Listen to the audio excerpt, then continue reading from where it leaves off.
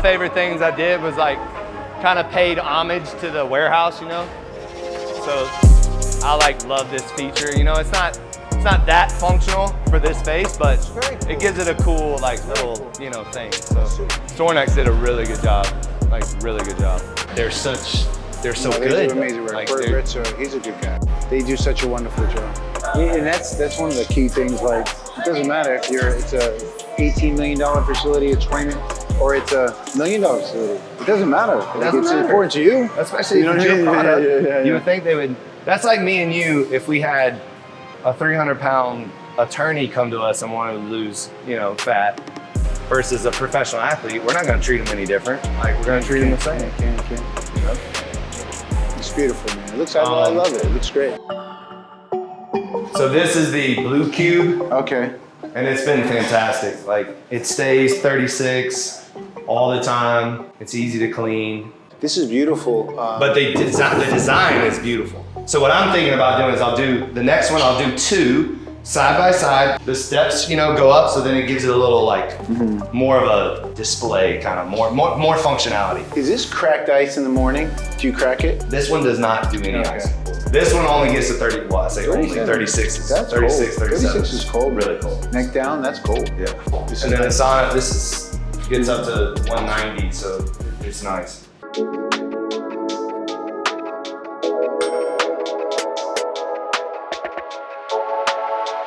This is amazing. Thank you so much. Thank you. First of all, thank you for doing this. Oh, like, I know how busy you are. We don't get to do this that much. And it's like, I know we both try. And what's funny is every time I kind of watch you from afar, I'm like, this guy's either in my head or he's doing similar things. Like, we have such parallels in our lives that it's almost mind-boggling sometimes for me when I see it. And I know we're doing different things, but we're also doing very, very similar things. And then recently, I got super excited, and I don't really even use the word excited, but I got so excited that you had a baby. Yeah. So I want to start with, you're a dad. Like, you're a dad now. So my son just turned 3. I know. And let me set this up. So, because I want you to speak on this, and I want to start with this because you know, my alarm goes off at 4 every day. I'm sure yours goes off at 2, you know, and this morning we wake up to, my son was not feeling very well. So we brought him in our bed, and then about 4:15 a.m. of him laying on my chest, and I'm sitting there wide awake going, I need to get up and I need to get out of here. But it was so, you know, that it's just such a moment, right, with your son. Then he starts, and then now he's throwing up on me and my wife in the bed. And, you know, we're scrambling, clean up, but I get up, I let my wife handle it, and I still show up at work, you know, get my routine in. And so, first of all, congratulations on your son. Thank you. Thank you. I'm so congrats on yours. And it's like, so now the way I see it, it's like now we had some similarities. Now there's even more similarities. Yeah. And I know you're dealing with that balance of, and you know, I don't like the word balance, but just life, right? And your pursuit and what you're trying to accomplish is a lot. Yeah. And now how are you handling dad life? Yeah. And because this is new to you, so. Yeah, it's super new.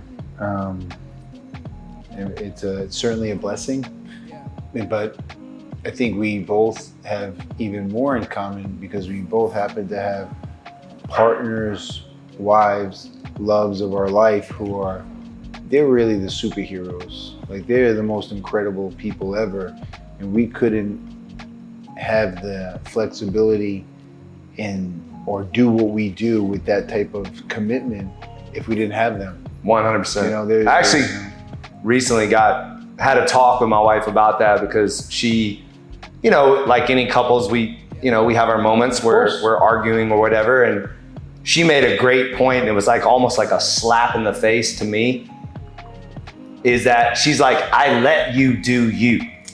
Like, I let you work from 4 a.m. till 10 o'clock at night. Like, I let you go after this dream that you have, and without being a nuisance, but rather being a support system. And it was really an eye-opening moment for me to say, you know what? She's a 100% right. Yeah. She supports me in this because it is long hours and a very, like you just said, you just got off the phone for 4-hour call. Yeah. Like these are the kind of things that we have to do to be able to achieve what we're trying to achieve. Yeah. So. Yeah. I mean, it's really, it's certainly a blessing, and we're fortunate.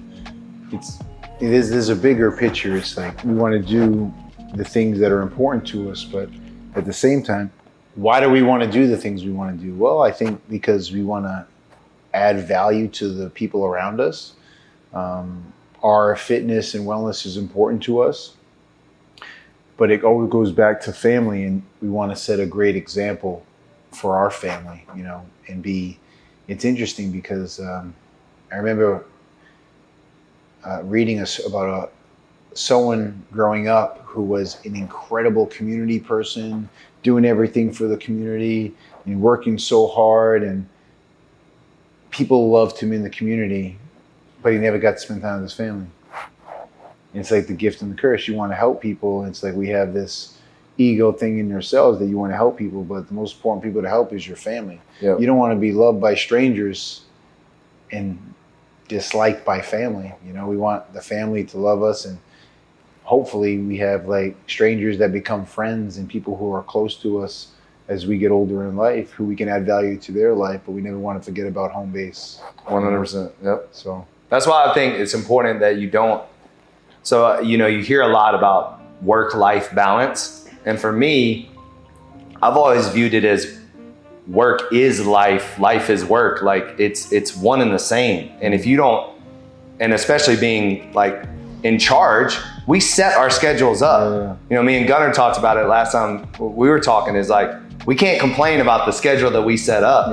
And I think it's very important to set up a schedule that does include family time, that does include making sure we're giving back to them just as much as we're giving back to everybody else. Yeah, so. For sure. And I know you mentioned the word balance when we started, but it's never really a healthy or 50-50 balance. There's never really a true balance. It's always like you're either spending a lot of time with family and less time at work, or a lot of time at work and less time at family.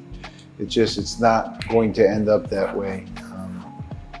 Which goes back to our point about, my wife, like, she's got the hardest job.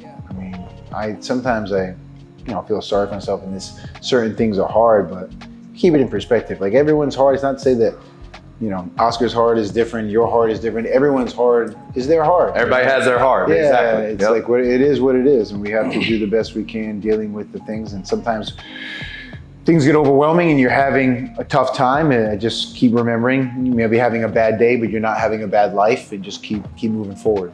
So one of the things I wanted you to talk about, because I hope it's fresh in your head. It's been so long that it's kind of, I have like vague memories of it. I wanted to talk about a little bit about the transition that you made when you knew you were going to open up anatomy, but you didn't really have anywhere to go. And that's kind of like where we kind of grew our relationship. And not so much, and again, it goes back to, we've never really hung out that much. I know. Because we essentially have the same job. Schedule, But I want you to know your presence in my gym elevated my game, like, immediately. And I'll never forget, there was a time, and you might have forgotten, but there was a time where you could see the stress on my face, and you could see like I was struggling, and I was standing by one of the like juice bar sections of the gym, and you asked me you simply just asked me, when are you getting your workout in? And I said I hadn't worked out really in 3.5 years. And you were like, and when I say that, our working out, like really working out. Of course, we get in a quick one every now and then, but during that time, I could honestly say I never really had my time to work out. Right. And you literally were like, what the hell are you doing? What are you doing? Yeah. Like, that's unacceptable. And you just checked my ass, like right then and there. Yeah. And from that day on, literally from the day you said that to me till today, I haven't missed a workout. Like, I've been so committed to self-improvement And then it's really been like something I've been like holding on strong to as far as my message to people is that if you're not taking care of you, you certainly can't take care of other people.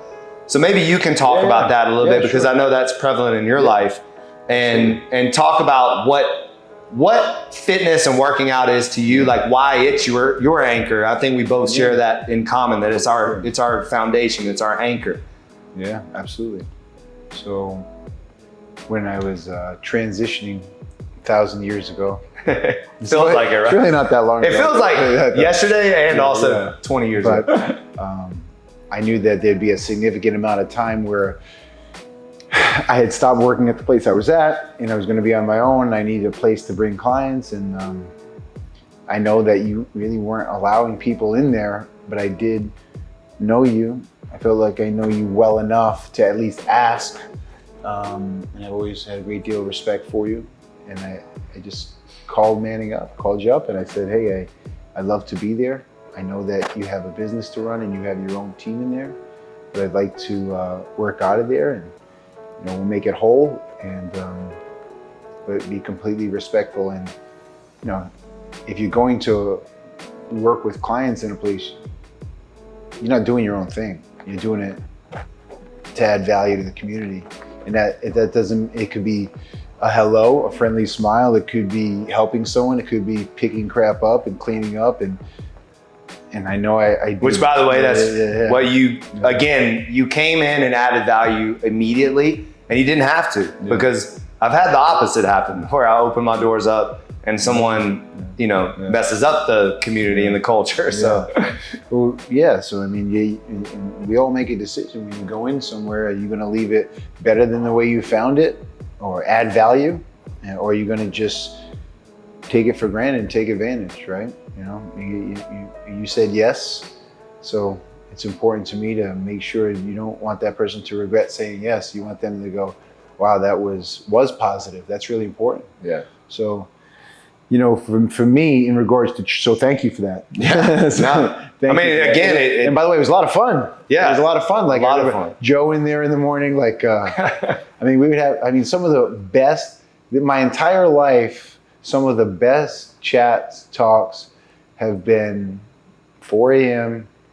with like-minded people who are, have their challenges, but we live to fight another day. And we get up because it's our time. Yep. It's peaceful, and we can do what we want. We can have a laugh, and we're all doing things a little bit different as we move in the same direction. And I love those times. I loved it here. I loved it the other places I've worked. I love it at Anatomy, and we have a special group there in the morning. And it's super quiet. We have some great chats about life. Yeah, that's the best time. The best time. Like sometimes I remember having great talks with Joe and asking him questions about being a father. And I was like, man, I said, how do you do it? And he would just say, I don't know, you just keep moving forward, And he's one of your dear friends in life, but I consider him a friend. I consider a dear friend. I know we don't talk rarely, but if I ever need him, or he's a wonderful human being, You guys are lucky to have each other. We've talked about that. But going back to training, I feel, for me, a couple things. Personally, I don't feel right if I don't train. I need to sweat. It's blood flow, it's healthy joints, muscle. I think it's a huge part of my day.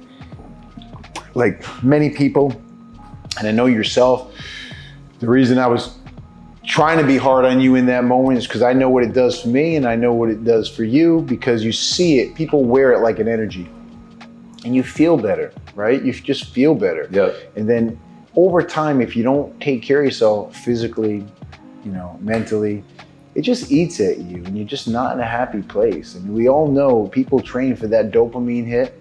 It's like medicine. You feel great. So I remember when you started doing it, I was like, he's getting in, you're always in great shape. You look fantastic, but you get in this amazing shape, and you start to feel it, but people see it. Yeah.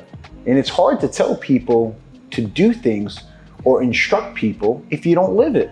Look at the society we live in now, right? Right. Everyone wants to appear successful. They don't actually want to be successful. Right. So It's like, how can you instruct someone on doing a push-up or a pull-up or being physically fit and actually pushing yourself unless you actually push yourself? Right. Like, you have to do it. And it doesn't have to be, running 80 miles. You could, whatever you do in the morning, you're pushing yourself, right? But you can't instruct someone or give advice unless you've experienced it, So go a little deeper with that, because I think that is something that young people need to hear. And it's funny that now we're saying young people when I still would like to think I'm still, young. We're old. But, but obviously that it shows. But I would still say me and you could probably take out every 21-year-old that's out there. So I'll also say that. But yeah. But that being said, what's your advice to young people that are trying to, because I get this all the time, someone sits down, how can I own my own gym? How can I be a great trainer? How can I do this? And it's like, but then you kind of give them the rules of life or the rules, and then they completely do the opposite. Yeah. So talk a little bit about that commitment if you want to be great, Yeah. Well, I heard something recently about advice. Like, we're giving other, it's younger people, but it's not just younger people, maybe people in our field and people who are trying to just, as we always say, become the best version of themselves. We give advice based off of what we experienced, and that's the best advice. We believe it's the best advice, but it might not be the best advice for them. And I put it on them, Manning. I always say, you just tell me what's important to you, and then don't worry about what I think. You tell me if you're doing everything possible and necessary to get you there. You tell me. Right. Because you'll know. You don't need me. So that's actually a good point. That what I heard from that is, what is important to you? Yeah. Because it doesn't matter what's important to me. Yeah. Because that's from my perspective. Right. That's from my lens. Right. And then if you tell me it's important to you, then you would think they would do something about it. Yeah, it goes back to like the Gunner thing. You made your schedule, don't complain about it, but you just told me it was important to you. I'm just paying attention to what you do. If it's important to you, people will see it. And if they don't see it, that should tell you something. Right? So is it really important to you? And then you said, to be great, you need to define what great is. Like we say, we want to be successful, I want to be successful. Do you even know what that means to you? To you, exactly. To you. What does success look like to you? Yeah, some people are like, I want to be a billionaire. I'm like, I have a lot of people that say that's not success to me. Right. If you're, super wealthy, but like you're loathed by people, I don't know, but I'm sure it's checking a few boxes off and a little bit of each. Like we all think that, but you have to figure out what's important to you. I talked to a young lady the other day. I said, how's your training? And she said, it's good. And I said, are you making progress?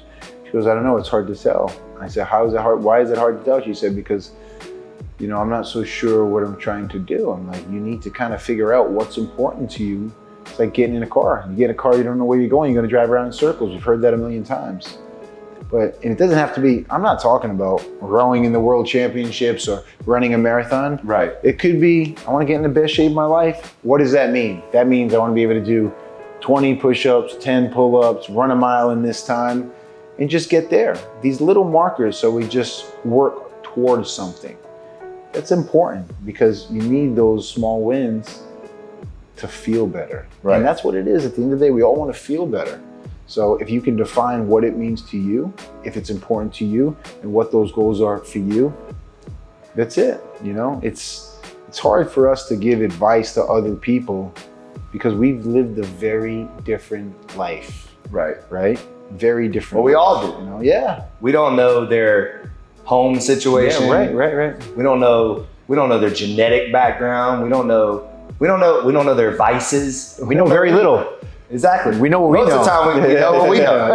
Yeah. Exactly. And then I have a good friend, he always says, well, you don't know what you don't know. You don't. You're not aware of it. It goes right over your head. He goes, I wasn't aware of that. And he always says, no kidding. That's the whole point. So, well, I think that's why also we never stop learning. Oh, yeah. Because if you only know what you know, there's more to know. Well, that's with that first thing I mentioned about advice. This is how it was said. If you think that you have amazing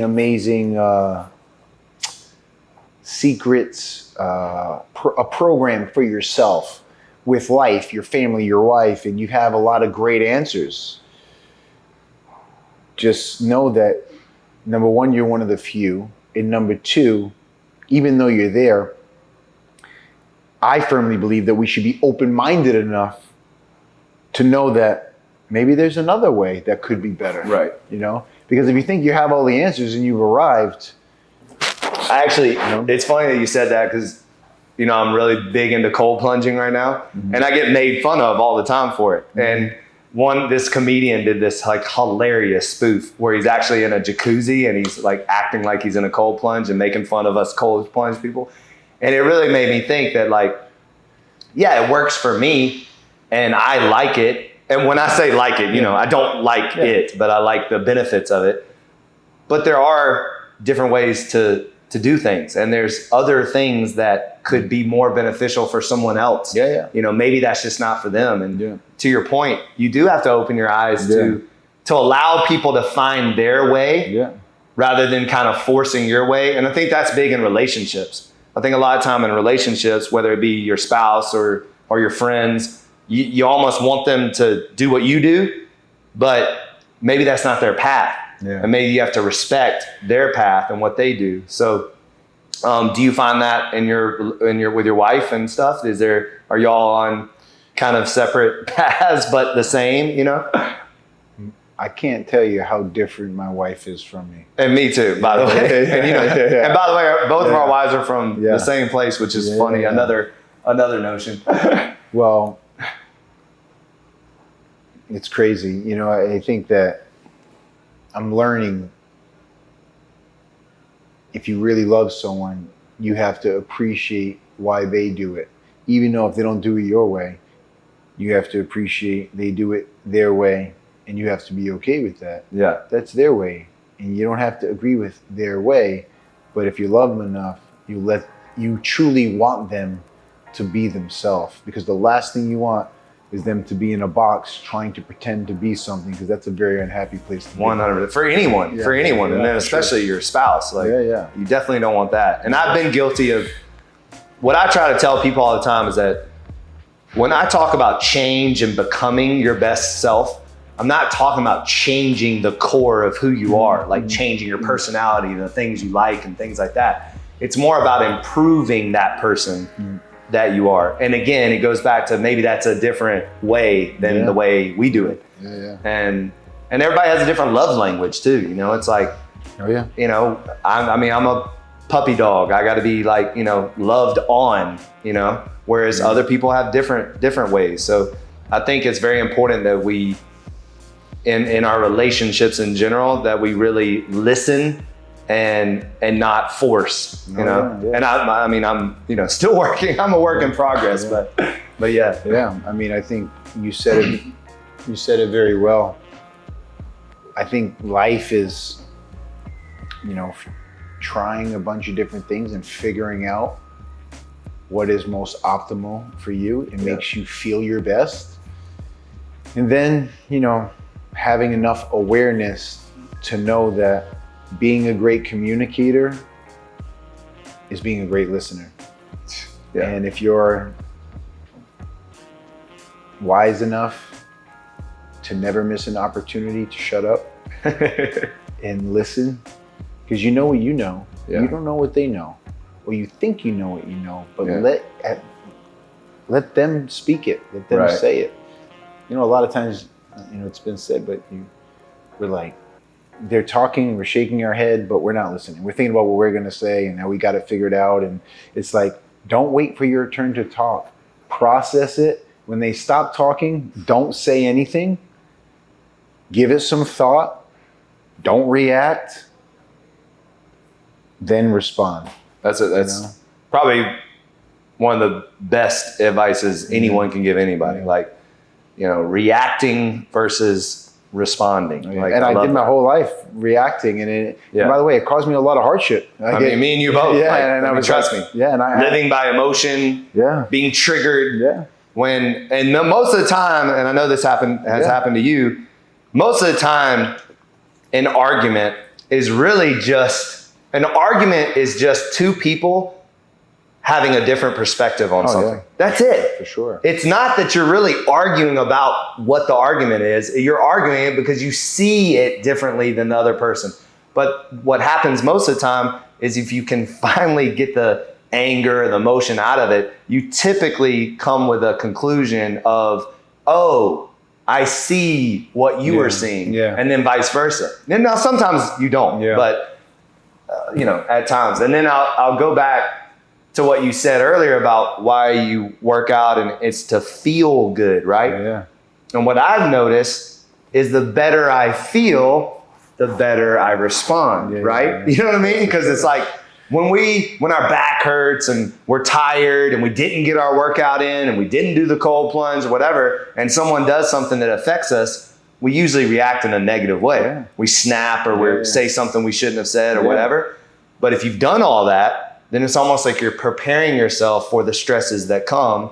So when you have to deal with upset employees or dealing with a landlord or whatever, you're usually able to respond better, right? Yeah, 100%. 100%. I mean, I think in general, the theme is like if you take care of yourself.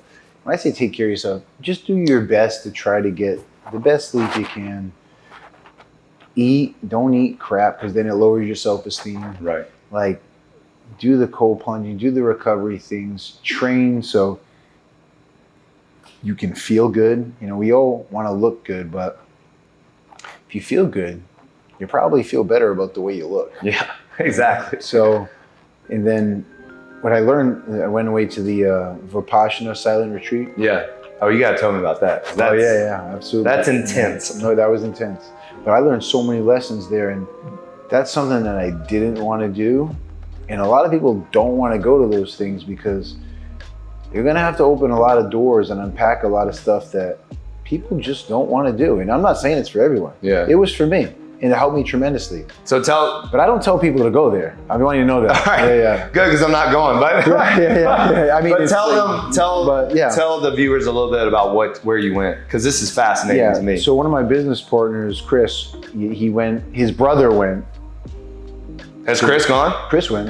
Chris went too? I think he went twice. Oh wow! I'm almost positive. I know he went once.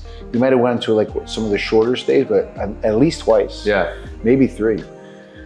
So it's called Vipassana meditation, and it was a 10-day retreat. And when you go there, there's no talking for 10 days. You're not allowed to open your mouth. No. I mean, there's a brief moment that you can ask the instructor questions in private. Yeah. But there's no talking. There's no eye contact.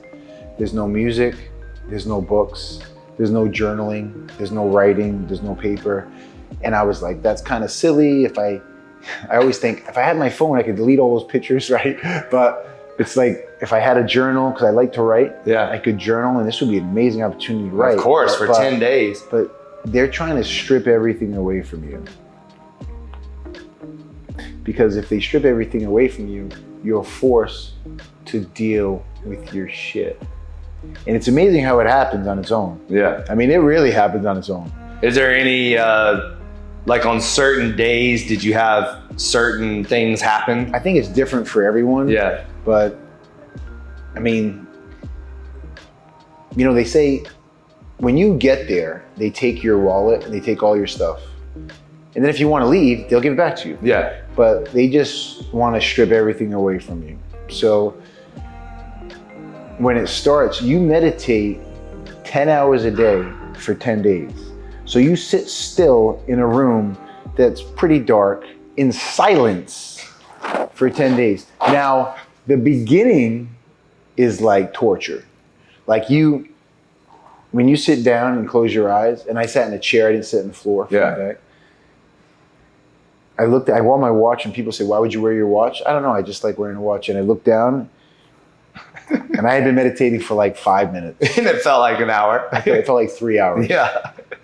And I was like, man, like, And you got I'm not going to make it, 9 hours and 55 minutes left. Yeah, but it's not in a row. They break it up. Okay. Yeah, they break it up. You get up and, so you wake up at 4:30, you meditate for an hour, 2 hours actually. Then you have breakfast at 6:30, and then you have another meditation. Then you have a break. Then you have another meditation. Then you have lunch at 11, and then you're done eating for the day by 11:30 for the day. For the day. I mean, I lost like 11 pounds in 10 days. And I was like, I'm going to do push-ups and sit-ups in your room. And someone asked the question before we started, are we allowed to work out? And the guy said, look, you can do whatever you want. Yeah. However, you're not here to work on your gun show. Right. You're here to work on you. Mine. Right. He said, and I promise, if you do that to the best of your ability, your gun show will be better than it's ever been. Right. And he was right about that. He was like, it's another level. So we started meditating, and after like the third day, I was like, so you start on a Wednesday, and it was like Thursday, Friday, it was Saturday, or let's say call it Sunday. On Sunday, I was thinking, I have another week in here. I was like, I don't know if I'm gonna make it. Yeah. Which is obviously a natural response to this. It's like torture. Yeah. Like it feels like torture. Yeah.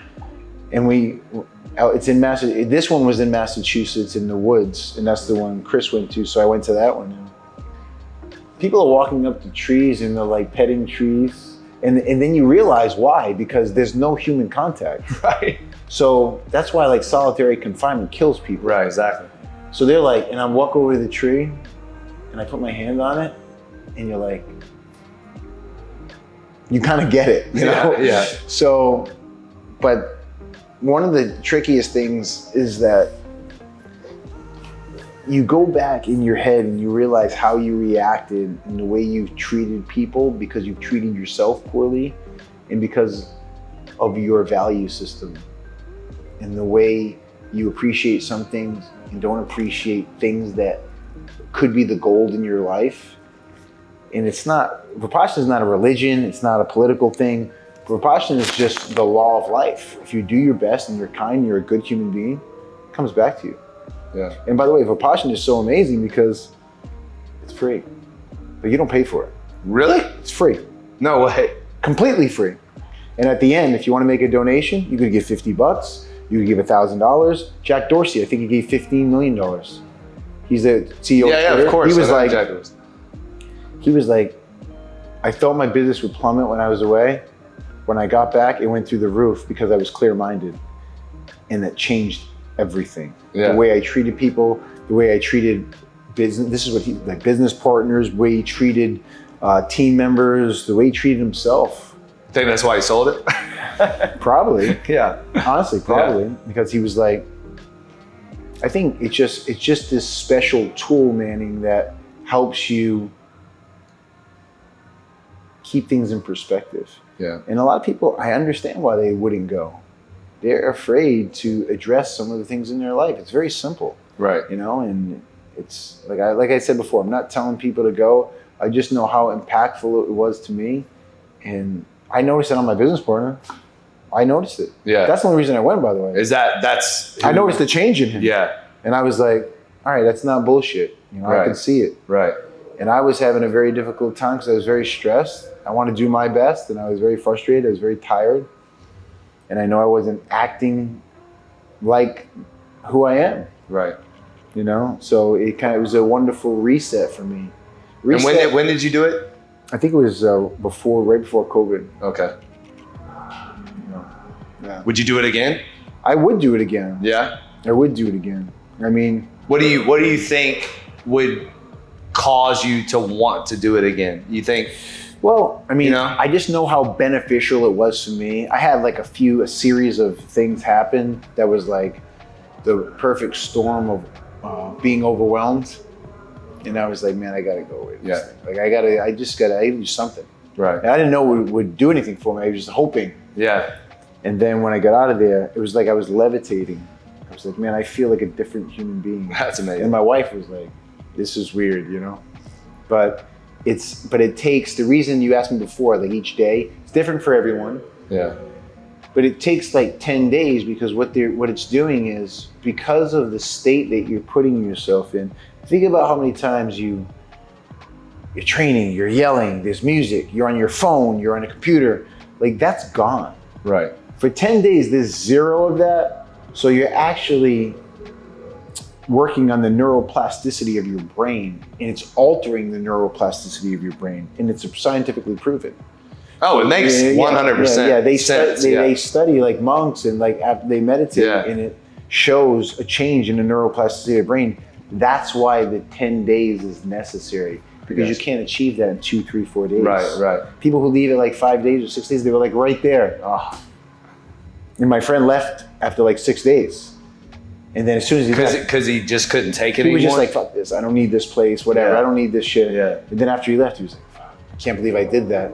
And then he went back and he finished. Oh, no way. Yeah. But it's a wild experience, and I would go back. I remember you posting about it, and I remember just going like, wow, that just seems intense. Really intense. Right. And everyone says, I'm a warrior and I'm this. And exactly. I say, you think you're a warrior? Sit still for 5 hours. Good luck with that. Let me know if you're a warrior. Let me know how that goes for you. Because if you're sitting there and you're trying to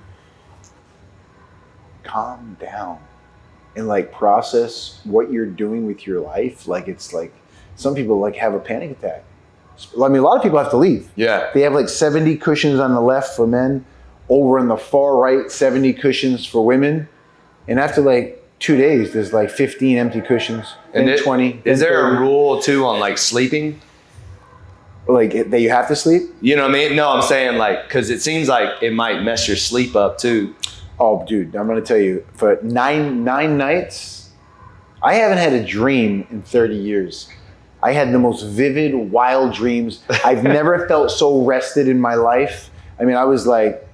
So you slept like a baby? Oh, my God. All right. It was incredible. Yeah. I mean, like a baby. Yeah. Like, you're going to sleep. Yeah. You will sleep. You know, I mean, it fixes so many things. As soon as I posted that thing, I had people reach out to me. I had one question, will it make me a better father and a better husband? I'm like, bro, if you really care about your family, you don't have to do that, but you need to do something like that, right? Yeah. Because that's the ultimate commitment. Right. You know? Exactly. So that's really cool. Yeah, it was wild. So tell me a little bit about just life as right now, you know, like, is there any news, any other than obviously you being a father, but I know anatomy's growing. Yeah.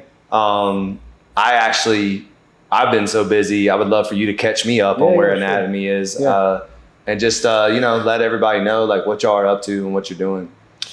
Well, our newest location is in the Grove. Which I did get to visit that one. Right. It's spectacular. Yeah. It's been super. Chris did a great job with that. He's the construction master, and he's good at so many things. I say it all the time. But that's a wonderful location. It's thriving. And we're opening up a location in Doral. They're working hard on that one. They're doing a great job. When do you expect to open that one? In March. Okay. Yeah. Oh, right around the corner. Right around the corner. We have the new location in Miami Beach coming. Okay. Yeah, that's so when we opened up Anatomy originally in Sunset Harbor, it's a smaller location. I mean, it does well. Yeah. It's positive. We have an unbelievable team there, from our energy experts at the front desk to the body architects, the general manager, the AGM. I mean, everyone's incredible there. But we need more space. So, is it the same people that you started with, or has it? Oh, you mean the team? Yeah. Well, we have. Or has it evolved we a have little bit? core pillars that are still there for sure. We do. We have a lot of new team members as well. Yeah. But the 1212 location is going to be an epic location. It's a large location. I mean, there's almost like 6,000 feet just outside of turf area. 60? 6,000. Oh, I thought you said 60 at first. I was like, you building a college football stadium? Like, what's happening? You actually showed me a rendering that it was the sickest thing I've ever seen in my life. Yeah. So I'm obsessed with high ceilings, and y'all have probably the highest ceilings I've ever seen in a gym in my life. It's like, what, 80 feet or something? It's crazy. It's crazy. So, yeah. And tell us where that is in relation to where it is now. So the one now is in Sunset Harbor. Yeah, so it's like 3 blocks away. Okay. South. Right across from the movie theater in South Beach. Okay. Yeah. And that's a brand spanking new building, right? Brand new, yeah. And there's an actual movie theater on the roof, right? Yeah. A turf movie theater on the roof. We're trying to do a lot of outdoor activations there. Yeah. It's coming along. That'll be, a few months down the road, but it's going to be a special location. We're really excited for that one. Yeah. We're excited about the growth, and it's a lot of hard work, but I think the overall message that I'd like to say is that it's a special team. Everyone works so hard. Our COO and partner, David Gettler, is a really special person and works very hard. We couldn't do this stuff without him. Yeah. Chris is, he's an amazing dude, man. He's an amazing dude. And we've talked about this before, but people see a facility. I don't know if it looks easy or not to people, but it's really hard. Yeah. And he's got a lot of weight in his shoulders, and that's hard, man. Yeah. The way they doing all that stuff on a grand scale like that, and you think about you have a large population of members going through all these clubs. There's a lot of things to account for. Right. We learn from each location and all, but he spearheads that, really. Yeah. And having someone like Randy. How is old Randy? I haven't seen him in a while. He's doing great. He's got a granddaughter. All right. So he and his wife are super happy, and their family is growing in the most positive way. So I think the point is having a team like that is, it's really special. There's so much going on that, there's calls, there's texts, there's emails, and, person can't get back to you. You got to talk later in the day. You got to talk early in the morning. I think we have to really go out of our way to over communicate, talk about things, and, we make a lot of those decisions collectively. So we can say, hey, this person might think this is best. I might think one thing is best. And then there may be another perspective that's best. And then we think about pros and cons and what we want to do. But I think that's the biggest plus or testament to our team. We can have these awesome conversations and find solutions and move forward. Yeah. Because you always want to be surrounded with people that their goal is to move forward and do the best you can, And you have moments, ego-filled moments. I want to do this, and I just want to do this, and because I want to. Because I want to is not a compelling argument. It's not a compelling argument. It's and I've had mine, many of them. So I always go, man, that didn't help. That's more of stalling the process and not adding value, Mark, and you need to smarten up. But we've all had it, so. Of course.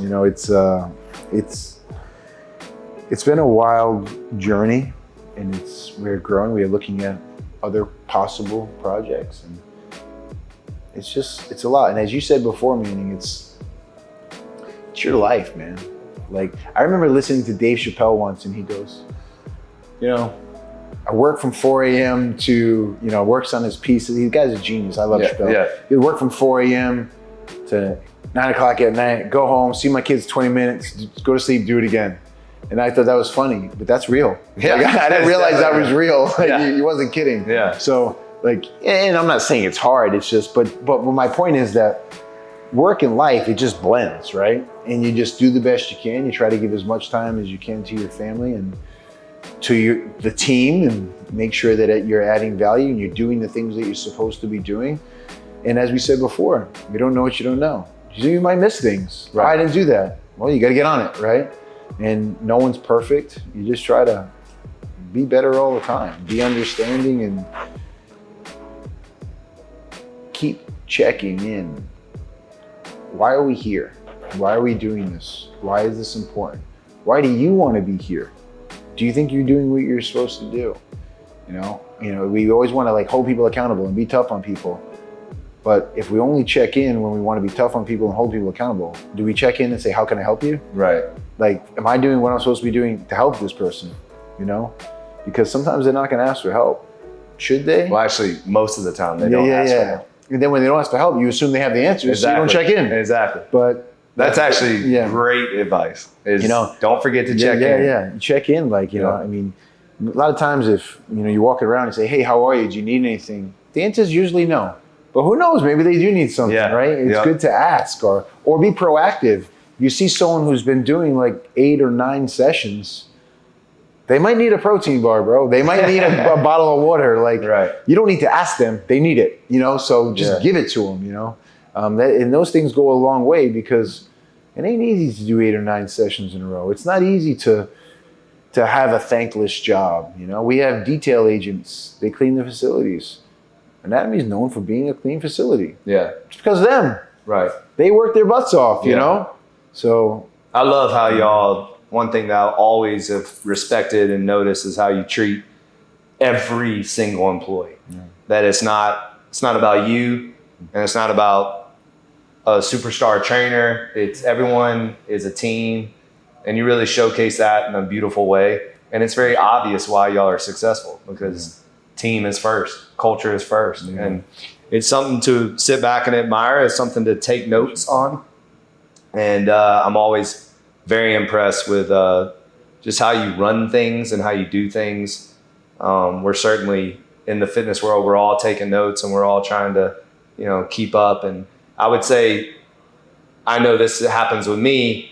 Every location I get better, right? It's like every location we do, we see where we made the mistakes. We see what we kind of forgot to check this box and that box. And so do you feel that way too? Like as you grow and as you do new locations, you kind of learn from that and then apply it to the next location?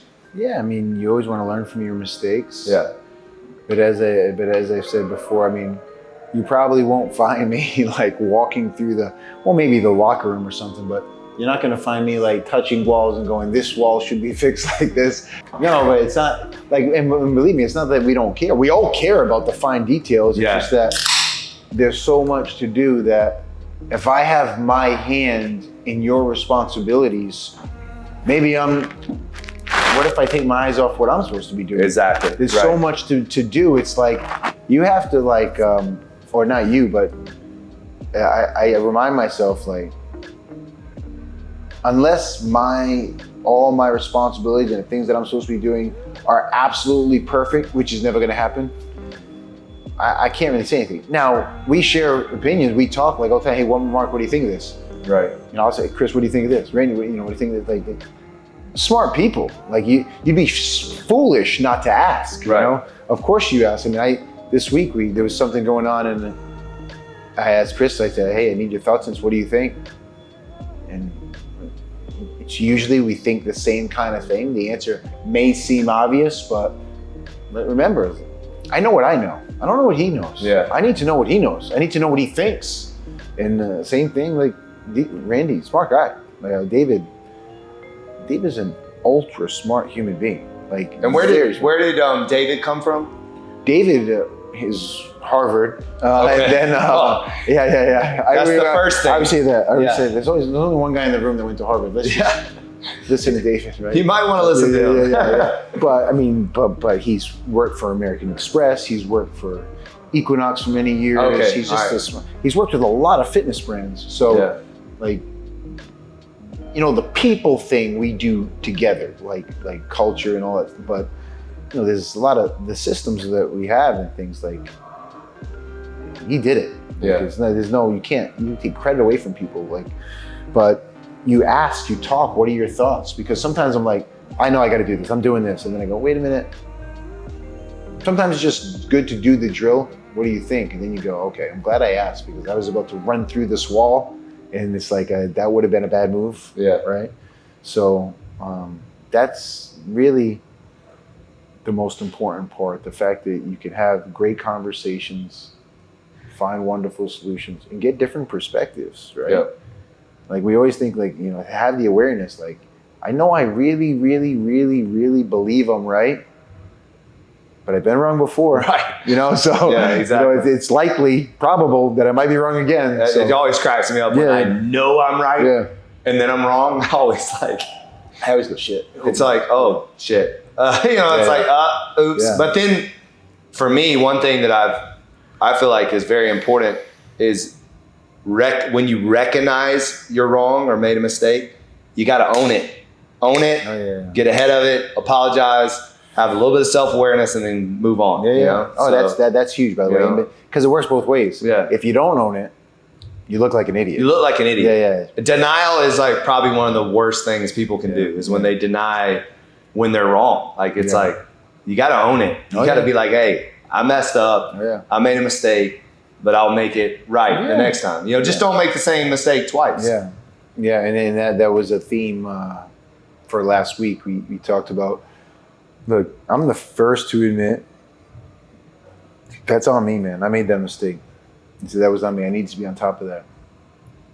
But I'm not ashamed to admit I made a mistake. Yeah. Like I make a lot of mistakes, man. And Of course. I'm pretty open about like, okay, that was on me, okay. Yeah. I'm not gonna feel I'm gonna learn from it, process it. I'm not gonna feel bad about it and say and get on myself. I'm gonna say, all right, let's move forward. Yeah. I'm not gonna be a mistake repeater. I remember I was sitting in a linebacker room, the New York Jets, and the linebacker coach, Al Grell, he goes, I saw that when you saw that guard pull, you ran straight up field and tried to fill that hole. And he said, and you know, when that guard pulls, you need to run to the sideline. So we did it in practice, I screwed it up. Then we played against the Packers, and I did the same thing. And he looked at me and he goes, what are we not going to be, Mark? And I said, mistake repeaters. He goes, well, that ship has sailed for you. He goes, that ship has sailed for you. We're going to give you another shot. I was like, thank God. But anyway. That's a great we always say, try not to be a mistake repeater. Just learn from it, move forward. Yeah, definitely. Yeah. So I know people love advice, and I know you said your main advice is to find out, from them, like what they, what's important to them and things like that. But I would say you still have some good little gems inside of you, through your experience and through what you've been through. And I know in Miami specifically, and probably across the world, there's a lot of people that look up to you and follow you and pay attention to you. And so to these people that are gonna be watching this and paying attention to, what's Mark saying? What can I take from this? I would love just to hear your kind of like rules of life or what works for you, because there are, like I said, there are anchors. There's a reason why you are where you are. It's not, this didn't happen by accident, and I think there was pivots along the way. You probably didn't think you would be doing one thing and then you pivoted to another thing, right? Yeah. But on that journey, what sticks out to you that has enabled you to get closer to where you want to be, right? Yeah. How much time do you have? I know it's long, but no. So, you read different parts of our life. I remember when I was super young boy, and we carry it with us, right? Yeah. I was a super out of shape, fat, super insecure, low self-esteem kid. And I wanted to find that.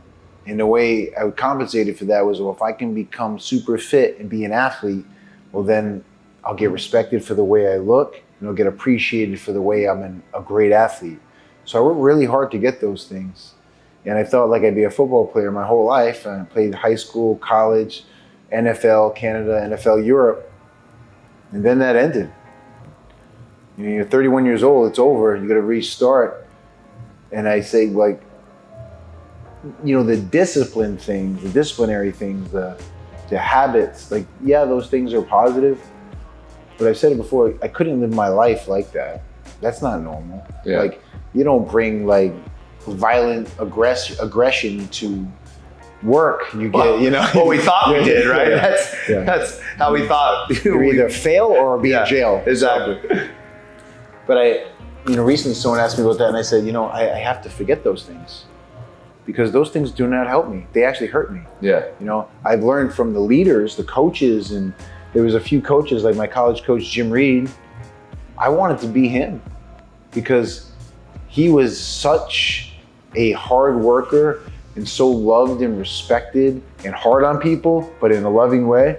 And I was like, man, if I could be a quarter of him in my life, I'm gonna have success. And I had to learn all these new skill sets to, you know, to be a better communicator, to listen, to pay attention to someone's body psychology, to pay attention. What are they really saying? If they're talking about themselves a lot, yeah, they're insecure too. Right. If they're telling you what they've done, they have low self-esteem. You know it, okay, at least you know it, and maybe you want to make them feel better. Or maybe you just want to know who they are. If you pay attention, the person in front of you will tell you who they are. You just need to pay attention, right? So learning those new skill sets and listening and paying attention to people's behavior, that helped me tremendously. And then, you know, figuring out what I wanted, you know, what was important to me.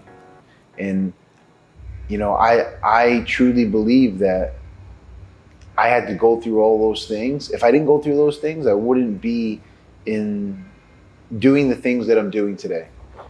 Like, I needed to feel that. Like, you can't ask someone to be a hard worker and push and grind. Everyone uses that word, and like just get after it and like be disciplined and push yourself if they've never had to do it. I had to go through all those things, and I had to not only struggle but fail and be disappointed, you know. So now I get to work with so many great people, young and older, and I think that, you know, I'm not crazy religious, but I am religious, and I believe in God, and I believe He put me in this position for a reason, and I believe He put me in this position because not only have I earned it, but I want to help people. I like seeing you have great success. I do like seeing you have great success. I want us to have great success, but I like seeing you have great success. Like, I don't get upset. Like, I like seeing people have success. It doesn't anger me. Like, I don't need everyone to lose for me to win. Right. You know, and there's people out there. There's people out there that you know, that's how they live their life. Like, if someone does something well, I'm happy for them. You know, and I don't mind celebrating them. I don't. I think just taking my time and not thinking I have all the answers, because it's easy for me to look at you and walk, you know, a space and say, he doesn't know what he's doing. Maybe I don't know what I'm doing. Maybe I think I know what I'm doing. Like, but you're going to do it your way, and there's a reason that you're where you are, you know. And who knows? There's a reason you are where you are, but you also know that there's things that you've done in your life that made it a little bit harder, that made it take a little bit longer. Right. By the way, same. Yeah. Right. So exactly. Yeah. So it's like, you know, we as you said before, we don't want to repeat those mistakes. And, you know, I heard you say it. You said, you know, you get frustrated because the person that you knew 5-7 years ago thinks they're dealing with the Manny from 5 or 7 years ago. I listened. Yeah. And you're not the same person. Right. And you need to tell them, but I take responsibility for the things they did 5 or 7 years ago. 100%. You know, and it's like, and you kind of you understand. Yeah. Like, and I hope that came across right. Like, I understand why they are treating me that way, because that's all they know. That's right. It goes back to you only know what you know. Because if you haven't been around me in 5 years, you're not going to know who I am now. And they have to be open enough to give you an opportunity to show you something different. Exactly.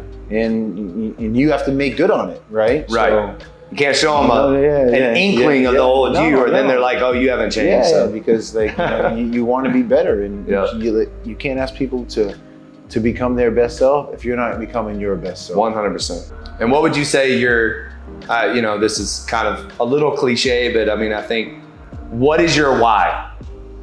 I know that's, again, it's something that we've probably all read the book and whatever, but it's like, for me, I would love to hear out of you, because again, we're different, you know, like we are different. We're on similar paths, but we're also different in a lot of ways. So, you know, what is Marc's why? Yeah, that's a great question. So this is Legacy Fit?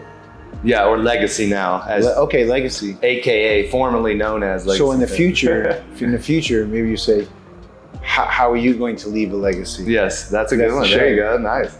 You're welcome. So we'll edit this part where he's giving me advice, and then let me reword the question. So, that was awesome. So, I think back, I didn't know my father. I remember a few experiences with him when I was super young.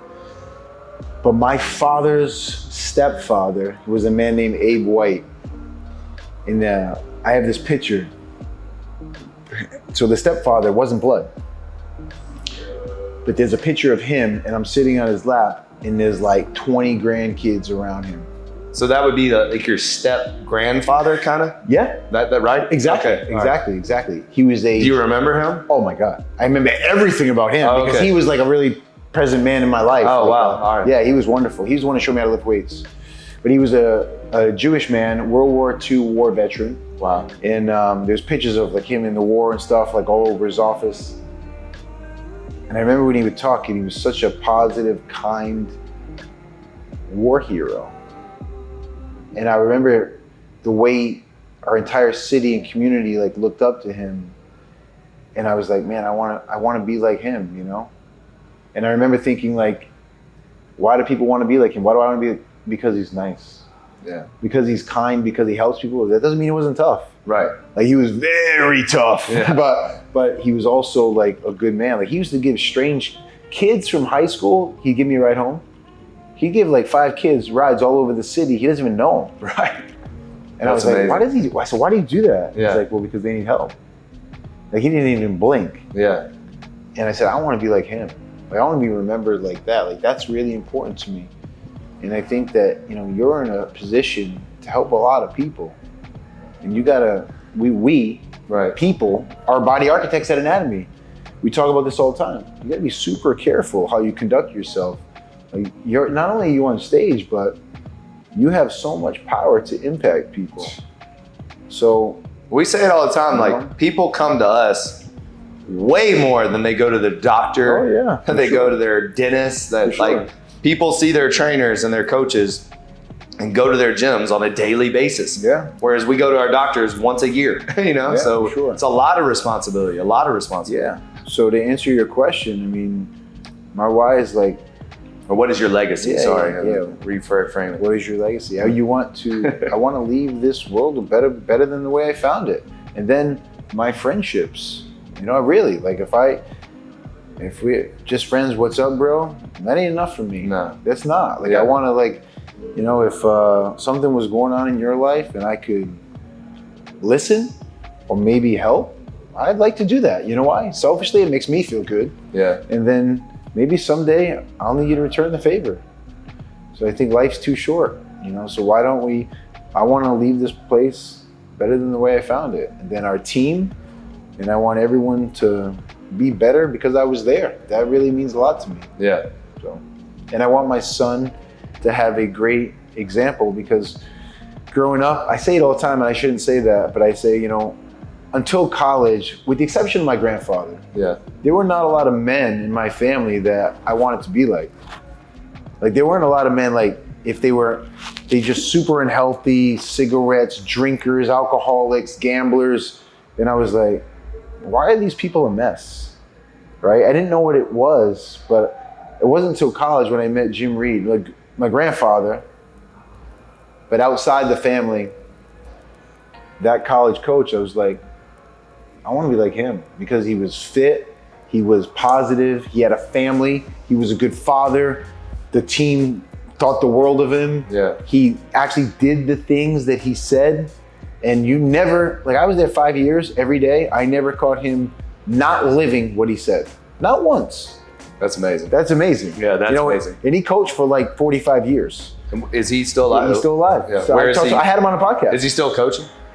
He's coaching now. He was the linebacker coach for the Dolphins when Joey Porter. Oh, no way. Yeah, Okay. I mean, the guy's intense, but he's also super caring. But I love the fact that I like the fact that you said you want to help people and the people in your life that kind of were your examples of that were still tough. Oh yeah. Because I think there's a connotation that being tough is not being nice, right? And I think it's the opposite. I think when you hold people accountable and you challenge people, I think challenging people to be better than they are is love. It is helping. Yeah. You know, Yeah. because if you're not doing that, then you're allowing someone to be a version of themselves that is just being. It's not growing. It's not becoming. And so I think both of us are on this earth to set an example of what that looks like, and being available to people that need us, that are in our circle. And I want you to know that, like, I know we have similar schedules and we're very busy, but I am available, you know what I mean, to you. And if you ever get in those, you know, moments where you need to reach out, you know, just know that I'm here, and would love to be that person for you as well. And now you're a dad, so there's gonna be moments where you're gonna have these dad moments too. Oh, yeah, sure. But let's yeah, for sure. You know, absolutely lean into that. I agree. I mean, thank you for that. Yeah. And I think you're right. Like, I think holding people accountable is a form of love. Yes. I do agree with that. But I also agree with, you know, if you're just, I think being tough is good. But if you're always hammering people, you're a hammer and everyone's a nail. Yeah. Right? There has to be a push and pull, right? Yeah. Well, if you're, you know, people say you're tough and you're an asshole, it's not a conspiracy. They think that for a reason. Yeah. So if you're tough, but you never tell them what they're doing well, if you never tell them that you appreciate them, if you never look them in the eye and say thank you, then you are an asshole. Right. Yeah. Right? So, you know, that goes back to the balance conversation, but you can hold anyone accountable. And by the way, what I've learned is that most people want to be held accountable. That's so true. You know, that's the foundation of personal trainers, really. Yeah. People aren't hiring you to count their reps. They're hiring you to hold them accountable. Yeah. You know, like, I agree with that. And then you make sure that, you know, there's people in your life that you know, I can't tell you how many times I go days or weeks and I go, I haven't thanked my wife. I need to, like, thank my wife. Yeah. You know, and when I thank her, I go, that felt good to me. And I know she appreciated it. And it's genuine because we couldn't do what we do without him. 100%. So, and we also found special human beings, right? Yeah. That's very rare. Look where we are in Miami. Like, finding someone who cares about you for you. Yeah. Oof, that's hard. That's hard anywhere in the world. I mean, and I like what you said, loving you for you. Yeah. You know, not what you have or not who you are, or who even, like, but literally genuinely who you are. Yeah, like, for sure. The good, the bad, and the ugly, right? Accepting it. Accepting it. That, you know, there's no perfect situation or relationship, and they just truly care about you. Well, man, I appreciate it. Yeah, thank you. And I know you got a million. It's an honor. Things. Thank you for having me on, really. And thank you. We'll do it. We'll do it again. When we have some big announcements, you know, we'll circle back and Absolutely. Because I know you got a lot of stuff cooking up that you can't talk about yet. Thank you so much. Thank you so much. How do you like the water? Oh, I love it. Specifically, it's really good, right? Yeah. So it's reverse osmosis with added essential minerals. It's a little bit more essential minerals than